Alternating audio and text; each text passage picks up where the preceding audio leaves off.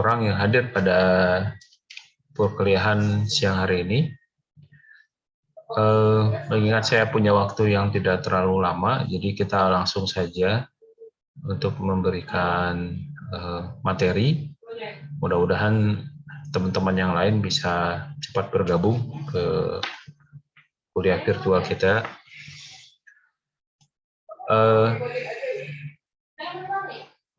Hari ini bahannya adalah, sebelumnya saya ingatkan juga untuk mengaktifkan kamera depan ya, baik di laptop maupun di handphone. Kemudian juga bisa ketua kelasnya untuk mendata siapa saja yang hadir. Kalau ketua kelasnya nggak hadir, minta tolong kawan atau sekretaris kelas atau temannya yang bisa membantu untuk mendata siapa yang hadir pada perkuliahan siang hari ini. Kemudian juga nanti mengcapture kegiatan kita 1, 2, 3 foto sebagai modal atau bahan bukti kita kuliah. Walaupun nanti hal yang materi ini juga akan diupload di YouTube ya. Ini juga sebagai bukti juga kita kuliah. Tapi ya kita menyiapkan semua bukti lah, gitu ya, yang bisa kita siapkan. Hari ini kita membahas teorinya saja ya. Jadi teori tentang Linux yang sudah pernah disampaikan sekitar 2 pekan yang lalu. Awal-awal kan kita belajar tentang apa itu Linux. Nah, ini lanjutannya gitu. Tidak semua juga akan dibahas, ada beberapa hal yang diloncat untuk nanti kalian baca sendiri di bahannya. Jadi saya hanya memberikan penjelasan yang umumnya saja. Selebihnya nanti bisa baca sendiri dari file PDF yang nanti di-share di deskripsi YouTube-nya ya.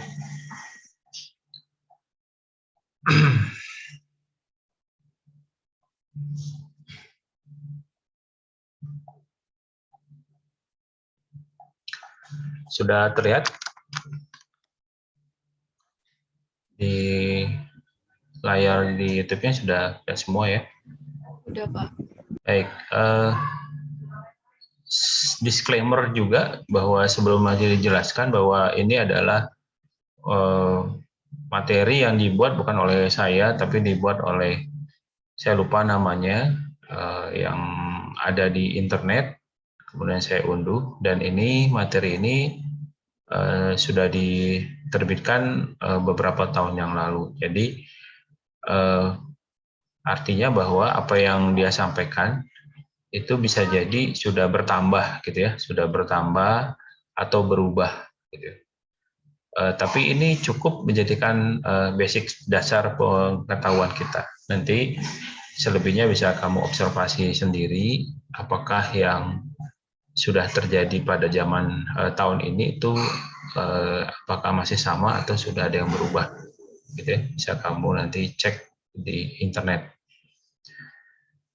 Saat ini ada 8 jenis lingkungan desktop ya, atau desktop environment yang populer yang digunakan pada operasi sistem Linux. Yang pertama adalah Unity. Nah, Unity ini adalah istilah ya, istilah lingkungan desktop. Nah, Unity adalah lingkungan desktop bawaan atau default dari distro Ubuntu. Jadi kemarin yang sudah berhasil mencoba mendownload atau melihat Linux dari Ubuntu menggunakan VirtualBox itu bisa dilihat sebagai tampilan awalnya seperti ini. Dan ini namanya Unity, istilahnya Unity. Ya, seperti ini. Jadi menampilkan tampilannya atau UI UX-nya kayak gini. Berikutnya adalah yang kedua namanya KDE. KDE ini adalah Key Desktop Environment. Nah, keunggulan utama dari KDE atau Key Desktop Environment ini adalah kemudahan pemakaian. Jadi easy user gitu ya. Kemudian fleksibilitas, lalu portabilitas dan kekayaan fitur. Nah, penggunaan KDE untuk desktop environment ini perlu spesifikasi komputer yang tinggi. Nah, ini musuh kita bersama ya, masalah spesifikasi komputer ini ya, karena komputer kita ini setiap kita beli itu tahun berikutnya sudah mulai bermasalah gitu ya. Jadi walaupun kita belinya speknya tinggi, ya kadang-kadang karena perkembangan hardware yang begitu cepat dan juga software, sehingga spesifikasi komputer kita nggak pernah memuaskan kita. Jadi itulah resiko kalau kita berada di atau bekerja dengan menggunakan laptop atau PC atau handphone ya, yang notabene itu akan banyak penyesuaian dalam menjalankan aktivitasnya karena keterbatasan yang dimiliki oleh spesifikasi alatnya ya. Sehingga nanti kalian yang sekarang mampu membeli gadget atau laptop yang baru itu nggak usah berpulas diri juga, karena suatu saat nanti itu akan barang yang boleh dikatakan jadi kuno gitu, karena akan muncul lagi spesifikasi gadget atau perangkat yang lebih baik lagi dalam waktu yang tidak terlalu lama gitu. Nah, ternyata untuk lingkungan di Linux itu ada juga yang membutuhkan spesifikasi komputer yang tinggi gitu ya. Salah satunya adalah yang membutuhkan KDE ini, yaitu Key Desktop Environment. Tampilannya seperti ini. Ini ada di OpenSUSE ya, OpenSUSE. Nah, ini ada di OpenSUSE gitu ya. Kita belum pernah coba ini. Jadi minggu depan mungkin kita pelan-pelan buka salah satunya adalah OpenSUSE ini ya. Kita mungkin ada yang nggak berhasil juga ya karena spesifikasi komputernya bermasalah. Tapi kita lihatlah apakah memungkinkan untuk bisa kita download atau kita tampilkan menggunakan VirtualBox. Berikutnya adalah desktop environment yang namanya GNOME. GNOME itu adalah singkatan dari GNU Network Object Model Environment ya. GNOME ini lebih sederhana dibandingkan dengan KDE, namun lebih ringan untuk digunakan pada komputer yang spesifikasinya yang rendah. Saat ini GNOME merupakan lingkungan desktop yang paling banyak digunakan oleh pengguna Linux. Nah, justru di samping yang tadi yang Unix dan KDE, nah ternyata yang GNOME ini yang ternyata menurut penulis ini merupakan lingkungan desktop yang paling banyak digunakan. Nah, apakah itu benar pada era sekarang? Nah, itu yang perlu kita kaji lagi ya. Jadi ini belum tidak absolutely bahwa ini berlaku juga di kondisi sekarang, bisa jadi berubah. Tapi pada waktu si penulis materi ini dulu dia punya pendapat seperti ini. Nah, ini adalah tampilan yang ada di GNOME ya, seperti GNOME. Kemudian adalah SVCE. Jadi SVCE ini merupakan perangkat lunak bebas desktop untuk Unix dan platform mirip Unix lainnya seperti Linux ya, Solaris dan BSD. Nah, tujuannya ini cepat, ringan, menarik secara visual dan mudah digunakan. Konfigurasi sepenuhnya digerakkan melalui mouse dan file-file konfigurasi disembunyikan dari pengguna biasa. Gitu ya. Nah, ini tampilan salah satu Ubuntu ya, yang menggunakan Xubuntu ya, Xubuntu yang menggunakan lingkungan desktop SVGA. Berikutnya adalah LXDE atau Lightweight X11 Desktop Environment. LXDE adalah sebuah lingkungan desktop yang ringan dan cepat. LXDE dirancang agar ramah bagi pengguna dan desainnya ramping. Ini untuk menjaga agar penggunaan sumber daya tetapnya rendah. Kemudian LXDE menggunakan RAM dan CPU berkemampuan rendah namun tetap kaya fitur sistem operasi. Nah, karena penggunaan sumber daya rendah inilah yang membuat LSDE-nya hemat energi. Jadi ya, hemat energi ini artinya kalau di dalam penggunaan sebuah perangkat itu hemat penggunaan baterai ya, hemat penggunaan baterai. Sehingga kalau kita menggunakan sistem operasi yang berbasiskan desktop environment LCDI, maka penggunaan baterainya jauh lebih hemat. Gitu. Baik, sebelum kita masuk yang ke-6, saya perhatikan masih banyak yang belum mengaktifkan kameranya. Silakan diaktifkan.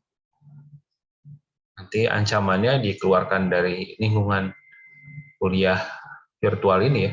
Jadi silakan diaktifkan dulu kameranya, biar kita saling menghargai sesama kita, bahwa kita ikut kuliah dengan sebaik-baiknya.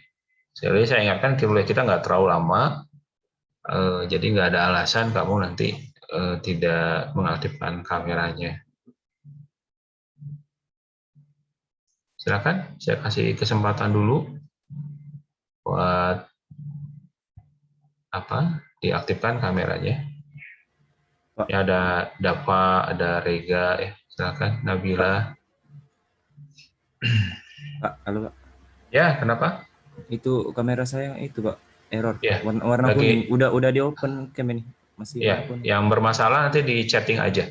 Nanti dilihat di chatnya. Yang bermasalah kameranya, karena satu dan lain hal bisa di chat di chat room, kasih tahu ya nama sama NIM, kameranya bermasalah gitu ya. Berikutnya adalah Cinnamon. Nah, Cinnamon ini adalah desktop Cinnamon merupakan default atau standar desktop yang ada pada distro Linux Mint ya. Ini juga belum pernah kita coba, yang dikembangkan dari desktop Gnome 3. Nah, karena didasarkan pada Gnome, Cinnamon banyak menggunakan utilitas yang ada pada Gnome, namun juga mencakup beberapa konfigurasi yang dibuat sendiri oleh pengembang Linux Mint. Desktop ini menawarkan efek grafis yang bagus dan menu aplikasi dan ringan untuk digunakan. Jadi ini yang berbasis Cinnamon ini lebih mudah, lebih ringan ya. Jadi pengertian ringan di sini salah satunya adalah kalau di booting gitu atau di kita tampilkan gitu, dihidupkan itu cepat gitu tampilan sistem operasinya gitu ya.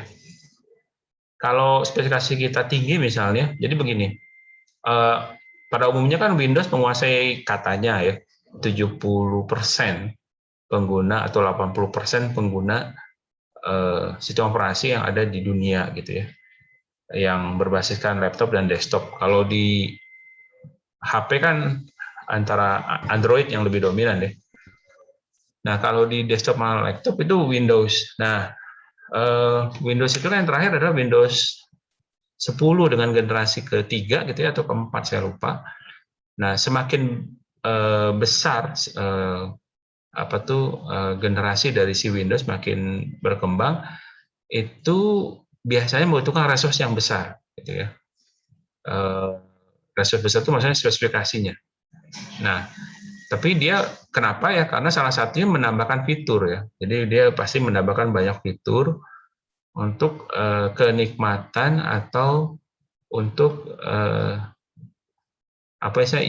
easy user gitu ya. Jadi orang menggunakannya mudah. Jadi lebih cepat, lebih apa gitu ya. Sama sistem security-nya lebih baik dibanding yang generasi atau versi yang sebelumnya.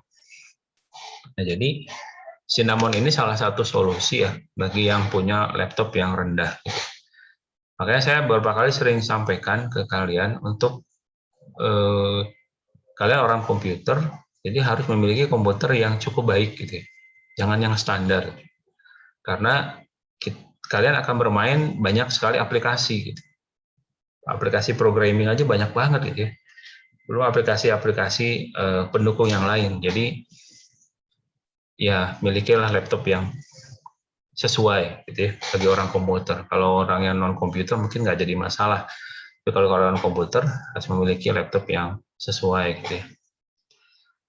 Nah, ini bentuknya main ya yang ada di sini.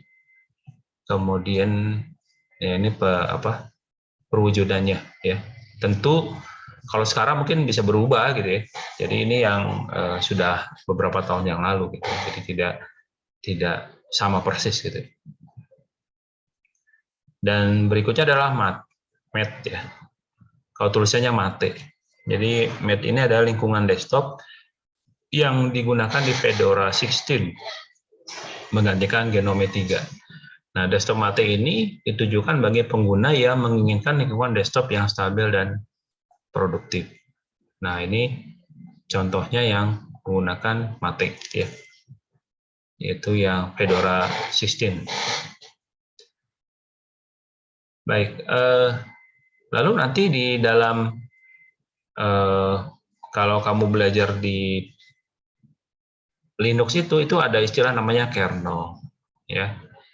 Jadi kernel adalah bagian dari sebuah software yang menyediakan sebuah lapisan antara hardware dan software. Jadi hardware kemudian software itu jembatannya namanya kernel.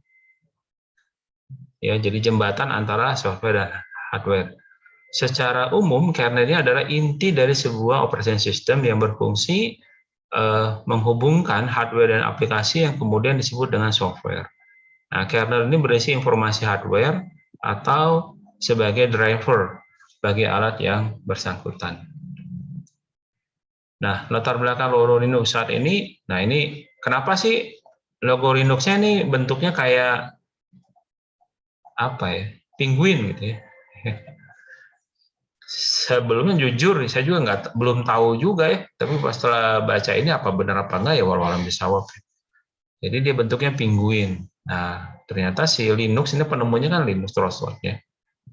Ini jalan bersama temannya Andrew Tridgell di sebuah taman, tiba-tiba si Linux-nya dipatok penguin. Nah, masalahnya saya agak kurang yakinnya ada nggak. Penguin kan hidupnya di kutub utara ya.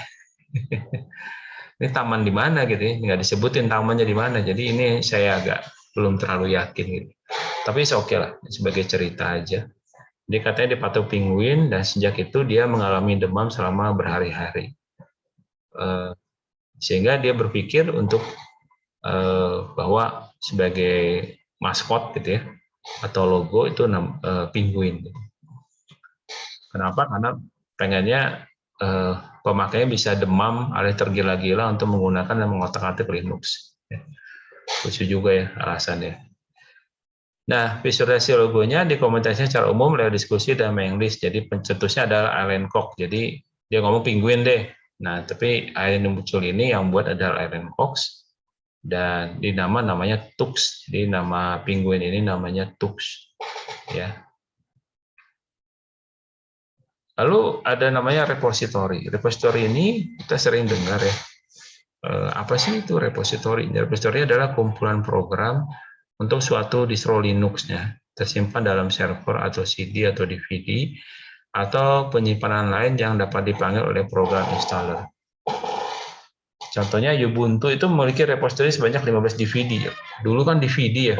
Kalau saya dulu suka mainnya DVD gitu ya. Nah, yang ini berarti dibuat juga pada waktu masa DVD. Jadi kalau DVD filenya itu sebanyak 15 DVD. Gitu ya. Kalau sekarang kan udah nggak DVD lagi, tapi butuh download yang cukup besar gitu untuk bisa terinstall di kita. Nah, jadi pengertian repository adalah kumpulan program untuk distro Linux ya, tersimpan di dalam server atau CD DVD atau penyimpanan yang lain yang dapat dipanggil oleh program installer. Kemudian setiap distro pada Linux mempunyai manajemen paket yang berbeda-beda. Contohnya misalnya Red Hat dan variannya ini RPM ya, .rpm. Debian dan variannya ini .db ya. Slackware dan variannya .tgs ya. Jadi ini adalah ekstensi dari paket Linux gitu ya. Baik, nanti bisa dibaca sendiri ya. Ini lebih cenderung apa ya? Pemahaman baca aja gitu ya. Baca langsung nanti kamu observasi dengan internet, baca betul-betul ya. Nah, kan kayak gini. Kalau saya jelaskan nanti bosan sendiri gitu ya. Jadi enakan dibaca sendiri. Nah, saya akan lewat ke materi yang lain. Nah, ini ada distro. Jadi selain repository, ini juga yang sering kita dengar dari tadi atau dari kemarin-kemarin namanya distro. Jadi distro ini adalah kependekan dari istilah namanya distribusi. Nah, ini merupakan kumpulan paket program-program sesuai kebutuhan pengguna yang sudah dijadikan satu bundle sehingga menjadi sistem operasi yang komplit, gitu ya, distro. Kalau sekilas kalau kita dengar nama kata distro, kita kepikir dengan clothing ya, distro clothingan di Palembang ada beberapa ya. Di kota seperti Jakarta, Bandung itu sudah cukup banyak. Jadi distribusinya terbatas, jadi spesial. Jadi dia punya merek sendiri, desain sendiri, jual baju gitu. Identik distro. Nah ini anak-anak muda suka menyukai produk-produk yang dari distro ini. Gitu. Nah, distro itu dikembangkan oleh berbagai pihak, pengembang, developer agar sesuai dengan keinginannya masing-masing atau sesuai kebutuhan. Nah, distro yang paling populer, nah ini ada nomor 1 sampai 30 ya. Ingat ya, ini tahun 2013. Jadi sekarang bisa jadi berubah atau bertambah gitu ya. Jadi bahkan ada juga yang mati gitu ya, Linux-nya gitu, sistem operasinya. Nah ini kan kita nggak mungkin belajar semuanya nih sampai 30 ya. Kita ambil yang terkenal aja gitu. Nah untuk mengambil distronya ini ke link ini, cuman banyak link yang saya udah cek tadi mati gitu ya, udah nggak berfungsi lagi. Termasuk yang gudang Linux ini malah jadi situs judi online ya. Tadinya untuk namanya tetap gudang Linux, tapi kalau diklik itu namanya judi online. Jadi kalau nggak yakin ya silakan dicoba ya. Nah nanti kamu bisa cari aja distro yang paling populer di mana di observe di browsing ya. Nanti akan tampilkan ke linknya kemana. Timbul pertanyaan, kenapa distronya bisa beda-beda ya? Karena pengembang mempunyai filosofi yang berbeda-beda ya. Jadi seperti Fedora itu menolak untuk menyertakan perangkat lunak sumber tertutup di dalam distro yang mereka kembangkan. Jadi mereka nggak ngasih semuanya gitu. Jadi misalnya ada aplikasi jamnya, digitalnya, yang lain terpisah gitu ya, nggak semuanya dikasih. Ada. Jadi kalau dikatakan ini free ya nggak free 100%. Kayak kamu main game lah di Android kan, atau aplikasi di Android, kalau kita mau mendapatkan lebih, nanti kita harus bayar berapa rupiah gitu untuk bisa istilahnya mengakses itu. Nah kayak gini juga, jadi yang rumahnya kita dapatkan, tapi yang fitur-fitur tertentu nanti dia jual terpisah seperti itu. Kemudian alasan kedua karena ada perbedaan peruntukan dari sebuah distro. Nah beberapa distribusi Linux ditujukan untuk komputer desktop, sebagian lagi untuk server. Contoh peruntukan dari sebuah distro. Nah, misalnya ini. Jadi, nah ini yang saya mau kalau kamu ini ya. Saya juga baru sadar ngingetin. Kalau mau review ya ini juga jadi penting sebagai awal ya. Sebagai awal. Jadi Ubuntu ini tipenya apa, based on-nya apa gitu ya. Itu bisa kamu dapatkan, bisa dicari di sumber-sumber di internet gitu. Jadi sebagai awalun ya, ini dulu gitu ya. Menurut saya begitu. Jadi Ubuntu ini ternyata OS tipenya Linux, based on-nya Debian atau Ubuntu.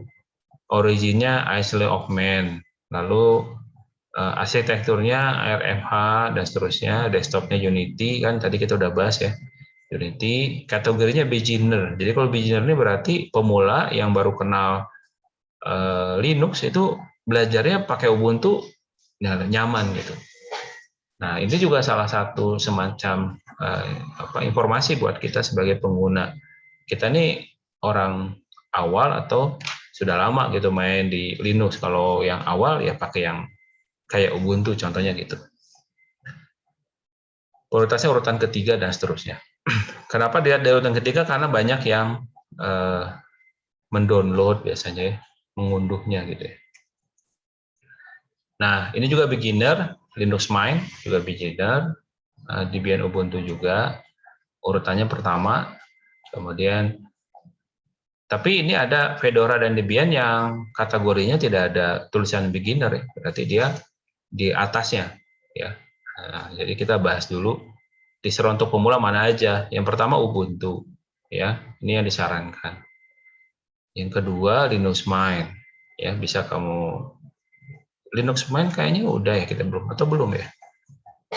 Itu kita coba ya explore ya. 3 PROS, apalagi kita belum nih ya. Kesannya kayak ini apa operating system OS-nya si punya Apple ya, iOS ya. Jadi niru bener gitu iOS. Kalau orang kan banyaknya nirunya Windows ya. Tapi kalau PROS ini kayak niru iOS gitu. Jadi kalau kamu nggak sanggup, ini kan produk Apple ini mahal-mahal ya. Nah, kalau kamu pengen tampilannya kayak Apple, nah kamu download aja PROS ya. Jadi seolah-olah tampilan di depannya mereknya laptopnya Asus gitu ya. Tapi sistem operasinya kayak iOS, jadi nipu orang gitu ya. Ya boleh-boleh aja seperti itu. Ini PROS, saya nanti tertarik untuk kita coba di review ya, PROS-nya kayak gimana tampilannya. Karena selama beberapa kali kita pakai VirtualBox untuk melihat itu bentuknya kayak Windows semua. Nah, kalau yang POS-nya kayaknya kayak Linux. Dan simbolnya Apple-nya kayak gini gitu. Beda kayak yang punya Apple. Simbolnya itu kayak Apple, kayak yang berbeda gitu. Kemudian Zorin ya, Zorin OS ini kayak Windows ya, Windows 7 bahkan. Cukup mirip dengan Windows 7. Elementary OS ya kayak gini, ini mirip kayak Apple juga, kesannya kayak gitu.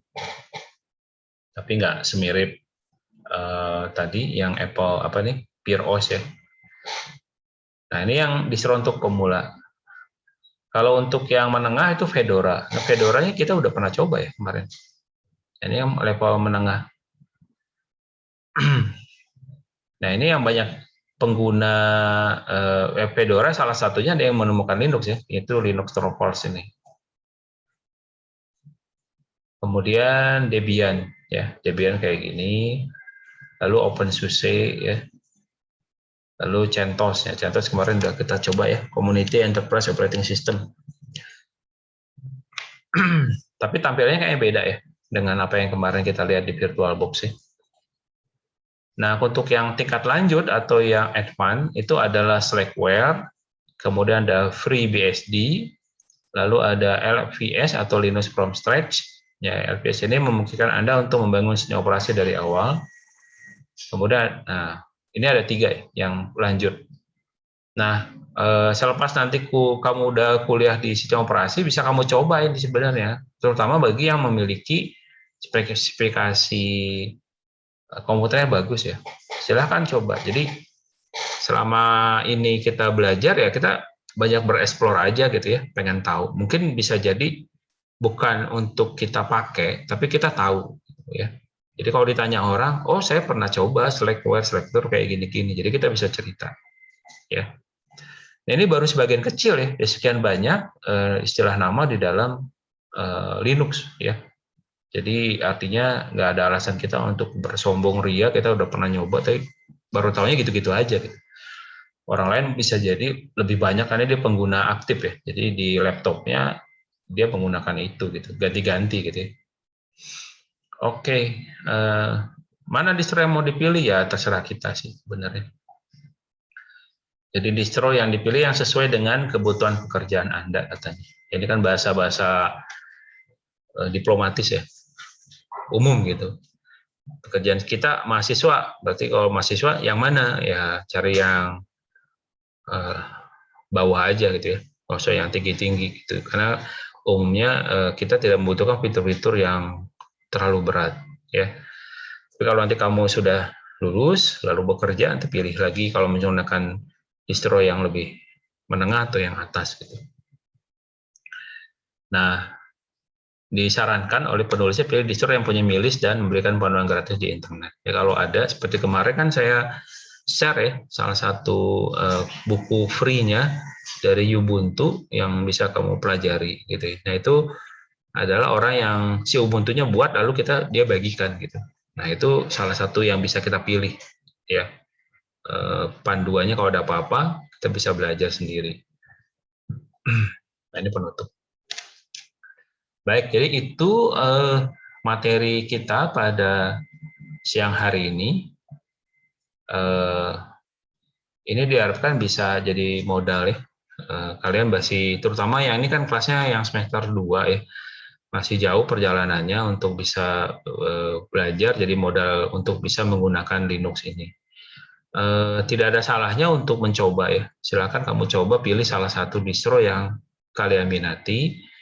Beruntung kalau kamu punya kemampuan untuk atau memiliki laptop lebih dari satu. Jadi satunya pakai Windows misalnya, satunya pakai Linux. Atau kalau nanti kamu beli yang tanpa OS Windows, itu bisa kamu coba mendownload yang Linux gitu ya. Coba aja berapa lama, 1 bulan, 2 bulan gitu ya. Nyaman nggak? Ada juga yang hybrid ya. Jadi beberapa waktu lalu udah cukup lama saya ketemu mahasiswa yang hybrid. Jadi dia bisa pakai Windows, tapi kalau di switch bisa ke Linux gitu ya. Kekurangannya hybrid, dia memerlukan memori yang besar, kemudian harddisknya juga cukup besar. Dan kalau nggak ada terlalu penting-penting banget ya untuk apa juga gitu ya. Cukup satu aja lah, pilih mana OS-nya yang kamu pilih, mau Windows atau yang milih yang Linux. Secara tampilan Linux sudah bisa bersaing lah dengan Windows atau iOS ya. Jadi tidak perlu dipermasalahkan kembali. Tinggal masalahnya tinggal penyesuaian aja. Ya biasanya kalau saya ya terus terang saya pribadi milih Windows ya, karena biasanya ada paketnya. Jadi kalau beli laptop sudah termasuk OS-nya Windows. Pengaruh umur juga, karena umur saya udah cukup ya. Kalau saya masih muda, saya pengen obrak-abrik ke Linux juga ya. Nah, kalau kamu masih muda-muda ini, silakan kalau mau explore ke Linux, sekedar experience. Ya, nanti tahu nyamannya di mana, apa Linux atau Windows. Tapi ada 1-2 dosen di kita ya, dia nggak mau pakai Windows ya, dia pakai Linux ada. Maniak dia pakai itu gitu ya. Ya itu pilihan, semuanya pilihan. Karena katanya Bill Gates udah cukup kaya, jadi nggak perlu kita beli produknya.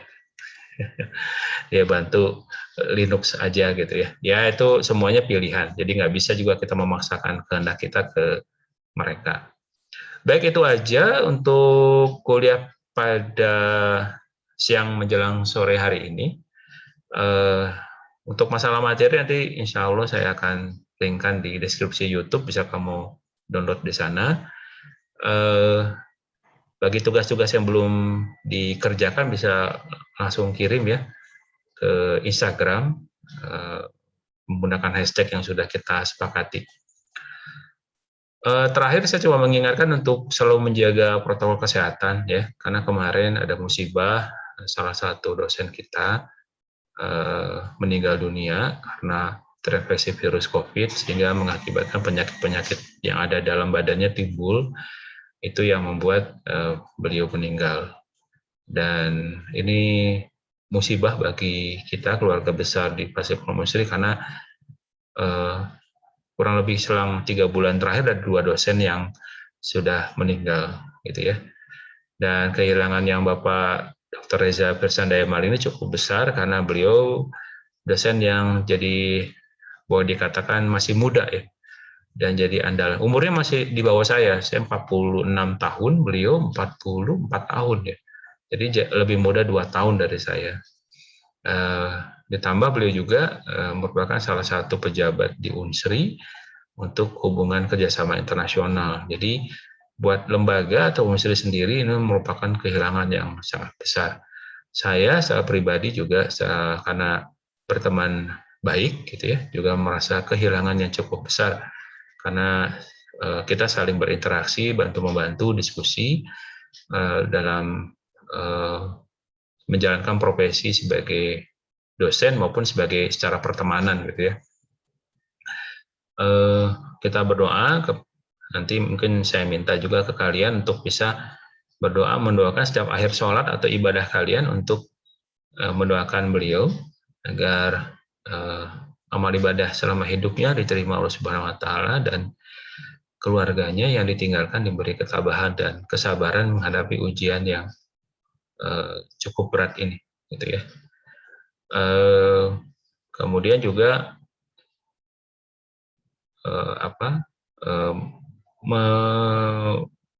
saya mungkin agak yang terpukul karena saya yang terakhir ketemu sama dia dan mengantarnya ke almarhum ke rumah sakit ya.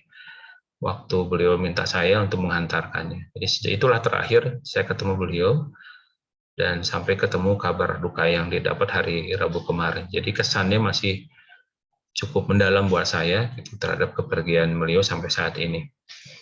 Tapi kita harus ikhlas ya, harus ikhlas menerima sebagai sebuah kenyataan karena kalau menurut agama Islam dalam Al-Quran dan mungkin juga di agama-agama yang lain juga mengajarkan bahwa semua yang hidup itu pasti akan waktunya mati dan hidup nanti lebih abadi lagi di alam barzah nanti ya setelah kehidupan di dunia ini. Itu saja yang bisa disampaikan pada siang menjelang sore ini. Sekali lagi, selamat berakhir pekan, jaga protokol kesehatan. Nanti minggu depan kita mulai lagi untuk melakukan uji coba ya, karena kan judulnya praktikum ya, sistem operasi untuk menggunakan sistem operasi yang belum pernah kita lakukan sebelumnya. Kita akhiri perkuliahannya dengan mengucapkan hamdalah bersama-sama. Alhamdulillahirrahmanirrahim. Wassalamualaikum warahmatullahi wabarakatuh. Waalaikumsalam warahmatullahi wabarakatuh. Selamat sore. Terima kasih, Pak. Pamit ya. Sehat-sehat, Pak. Terima kasih, Pak.